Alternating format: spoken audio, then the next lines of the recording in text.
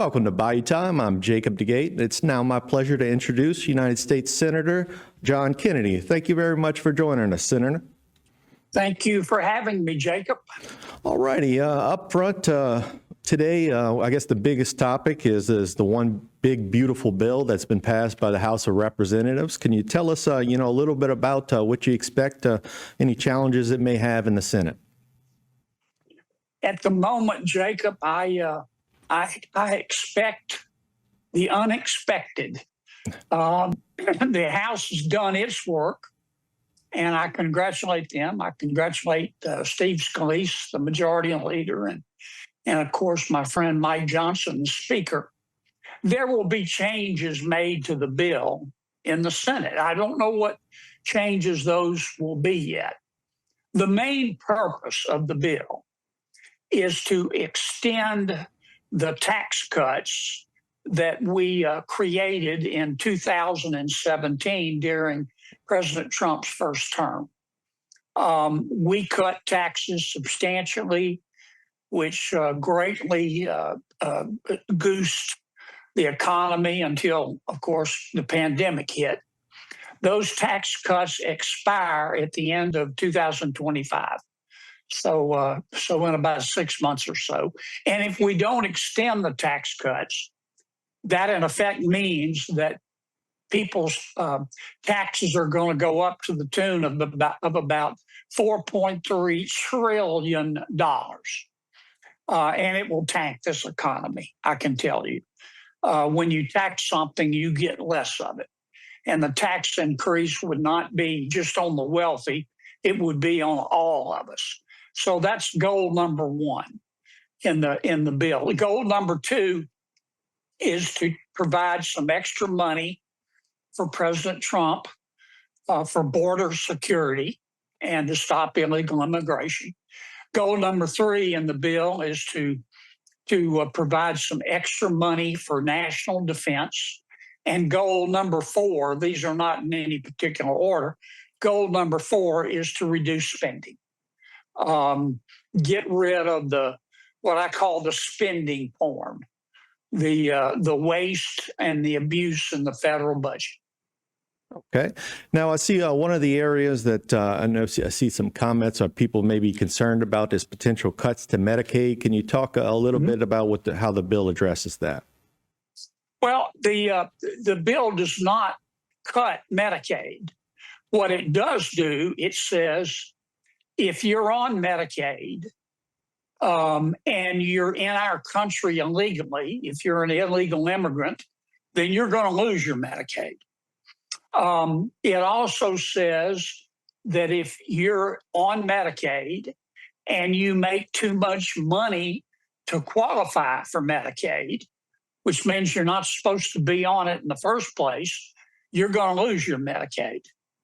It says that if you are able-bodied, under 65, if you're not disabled, you're able-bodied, and you don't have any minor children, then in order to keep or get Medicaid, you're going to have to work 20 hours a week or go to school or do community service. Our idea, of course, is that those who can work should work, and you shouldn't be able just to sit at home without trying to get a job. The idea being that if you can get a job and do well and progress, you'll no longer need Medicaid. So people who say, well, you're cutting Medicaid, that's not really true. You're only going to be affected if you refuse to go get a job when you're able to work, if you're an illegal immigrant, or if you make too much money to be on Medicaid in the first place, which is illegal. No, certainly sounds like some good provisions there. Now, let me ask you about another area I guess I've seen comments about is potential increase to the federal deficit. Can you talk a little bit about that and whether this bill will have an effect on that? Well, we have an entity in Congress called the Congressional Budget Office. It's a group of economists and accountants and experts. They're supposed to be nonpartisan. They give us advice about the economic impact of the bills that we consider and in some cases pass.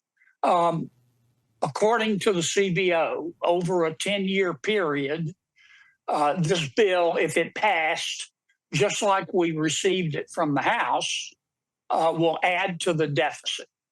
We're going to try to remedy that in the Senate by reducing spending more. Now, the House did a pretty good job of cutting spending. I don't want to take anything away from them. They cut spending about $1.5 trillion over a 10-year period, which is a lot of money. But in the Senate, we think we can do better, and we're going to give it our best shot. Well, Not everybody agrees with me, Jacob, that we ought to cut more spending. Some of my Republican colleagues think we cut too much. I just disagree with them. I understand. All right, we do need to take a quick break, but we'll be back with some more questions for United States Senator John Kennedy. Stay tuned. This segment was brought to you by Trapp Chevrolet. We're always on your side.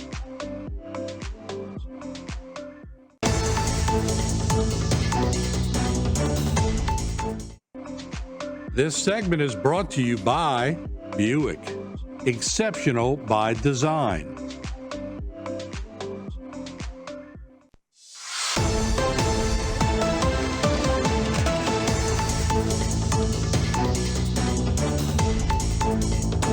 Welcome back to Bayou Time. I'm Jacob DeGate, and we're visiting with United States Senator John Kennedy.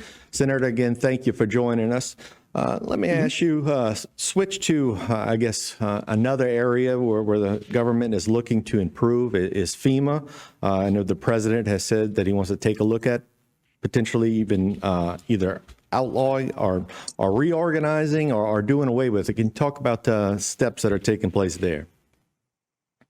Well, as we all know, sometimes FEMA is just a hairy mess. I'm not saying everything they do is cockeyed, but a lot of it is. For example, FEMA's in charge of the federal flood insurance program, and I fight with them just about every day over that. I don't think FEMA gives us enough credit for our levies in calculating the premiums on our flood insurance. President Trump, when he became president the second time, said, look, I'm going to get rid of FEMA. And FEMA is under the Department of Homeland Security. Kristi Noem is the secretary. And the secretary started talking, I don't know, about 2 months ago about getting rid of FEMA, as the president had suggested. She's recently said, we're probably not going to get rid of FEMA. I just want to improve FEMA, which I've got plenty of suggestions. The truth is that whether we call it FEMA or something else, we need some sort of entity at the federal level to guide the money that Congress appropriates to recover after a storm, usually a hurricane.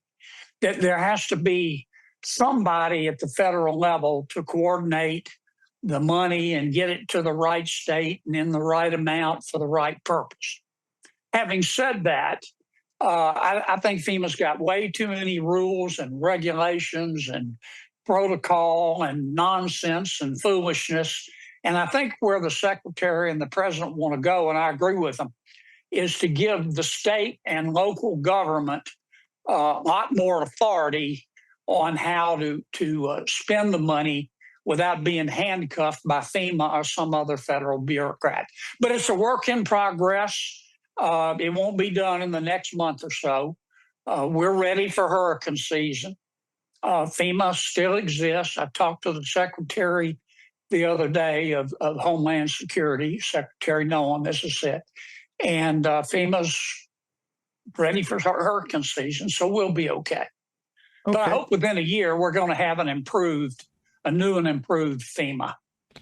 Sounds good. Now, another area, I guess, of talking about getting the money to state hands can be in hurricane improvement or hurricane protection, such as levees that are being built. I know y'all done a great job of appropriating a bunch of money to the Corps to be able to build more Gansett to the Gulf. However, it has sat there for a while with not a lot of the money being put into actual construction dollars. And I guess new pushes to try to change that to where, get it in the hands of the locals to be able to build the stuff, since they have such good experience with it in the past. Is that something that you would be in favor of? Absolutely. Look, we know what we're doing in Louisiana, particularly at the local level, in terms of how to build levees and where we need the levees. Morganza to the Gulf, it was a tough fight. We finally got it off square one under President Trump. I remember in his first administration. I remember the day he called me, and he agreed to provide it with money. I think it was the first time the federal government ever put up any money. We'd been putting up money in Louisiana at the local level for a long time, but it was the first time the federal government ever put up any money. And I'd been bugging the president about it, and he finally agreed. In fact, he overruled his Office of Management and Budget, who didn't want to do it. But we got it. It's not enough, but every year we add a little bit more to it. Now, we put a provision in the bill that the Senate's now considering, the reconciliation bill that the House just passed, to give us a little extra money from Go Mesa. As you know, Jacob, we have a lot of oil and gas wells offshore. The federal government gets royalties from the production. That production wouldn't be possible without Louisiana, our infrastructure, our people, our schools that support it. So a few years ago, we passed a bill that said Louisiana and the other states need to get a portion of the money that the federal government gets in royalties from the offshore production.